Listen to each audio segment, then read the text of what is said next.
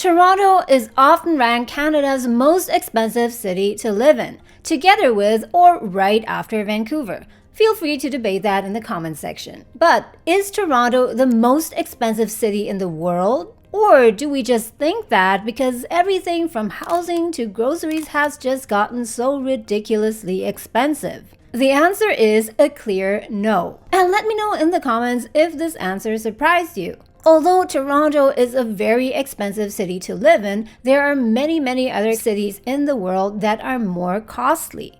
So in this video today, let's take a closer look at how expensive Toronto really is compared to the rest of the world. Hong Kong, Singapore, major cities in Switzerland like Zurich, Geneva, New York City, of course, are at the top of the list. According to this cost of living survey by Mercer, Toronto ranks 90 worldwide, which at first glance doesn't look too bad. And if we look at this heat map here, green indicates less costly cities, and the darker red the pin gets, the more expensive the city. For example, Hamilton. Not this Hamilton, but Hamilton in Bermuda. You would need $16,400 to maintain the same living standard you would have in Toronto with $8,300, basically double the amount. Toronto doesn't sound that bad anymore, does it? But hold on, there is more to this, especially when we dive into rent and affordability later on. Now let's face it, affordability, no matter where you live in the world, is a big problem. And your money, if not invested, is constantly losing value. So in case you haven't, start investing as soon as possible. It's more simple than you think. An easy way to do that is through an investment app like Wealthsimple. I myself have been using Wealthsimple for over 3 years and I'm really enjoying it. There are no commission fees for stocks and ETFs, and the app is super simple to use, even for beginners. So once you know what you want to invest in, you can start immediately as there is no account minimum. If you want to try it out, you can use my referral link in the descriptions down below, and once your account is funded, both you and I will get a bonus of $25 each. Now let's zoom in on picturesque Basel, bustling New York City, vibrant Singapore, and breathtaking Tokyo, which all consistently rank above Toronto in terms of cost of living. And let's just exclude rent for now because that's another giant elephant to tackle. Let's also add in Lisbon in Portugal, a destination 16,000 digital nomads have flocked to in recent years. The baseline for these kinds of comparisons is usually New York City, with a cost of living index of 100, ranking it at 7. Basel, ranked 2, has an overall cost of living index of 120.2, which means it's 20% more expensive than New York City. While Singapore, ranked 24, has an index of 81.9, making it almost 20% cheaper than New York City. And home sweet home Toronto, ranked 63, has a cost of living index of 71.6, making it in theory 30% cheaper than New York City. In theory, I say because these indices are calculated based on an assumed standard basket of goods and services, including groceries, transportation, utilities, and so on. So depending on what you put into that basket, of course, you'll get slightly different numbers. Tokyo, ranked 169, has a cost of living index of 57.4,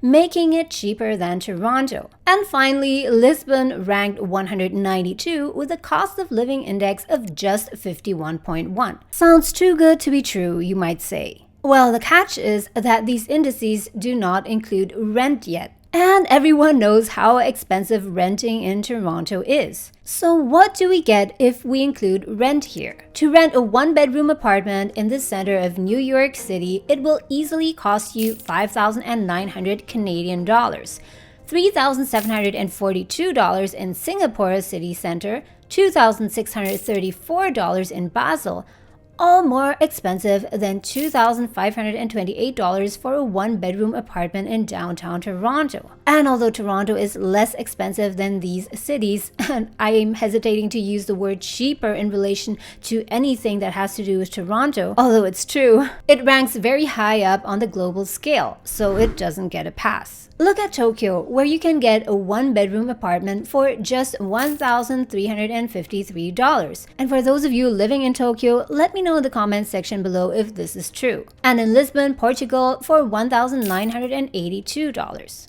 Toronto has a cost of living problem, but most of all a housing crisis, as all of us know. It's crazy to think how you can afford twice as much home for the same money in many cities in the US.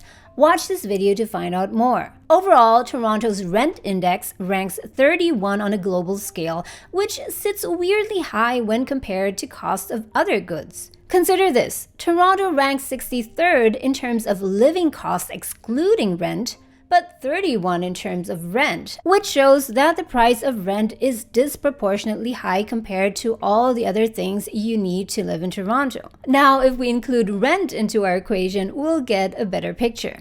In terms of cost of living including rent, Toronto actually ranks 39, with a cost of living index of 61.4. And yes, New York City is still more expensive. Ranking number 2 with a cost of living index baselined at 100. Basel ranks number 6 with an index of 85.3. Singapore ranks 13 with an index of 77.1.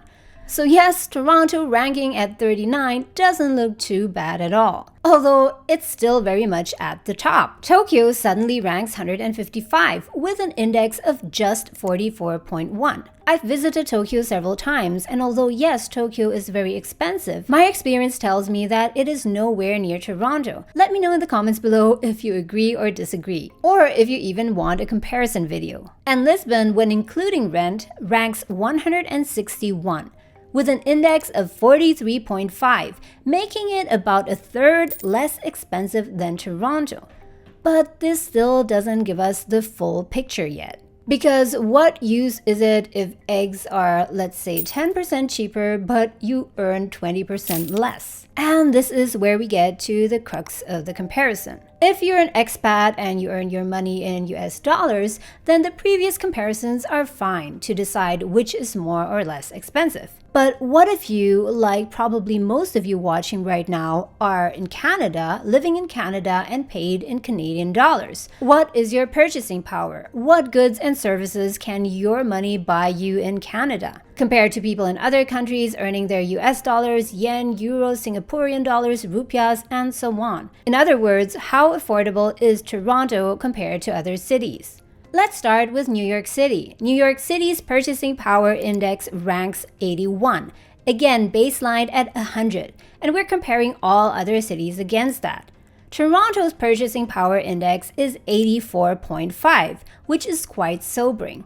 So what does this mean exactly? The local purchasing power index indicates the relative purchasing power in a given city based on the average net salary. A domestic purchasing power of 40 means that residents with an average salary can afford, on average, 60% less goods and services compared to residents of New York City with an average salary. This means that residents of Toronto with an average salary can afford, on average, 13.5% less goods and services compared to residents of New York City with an average salary there.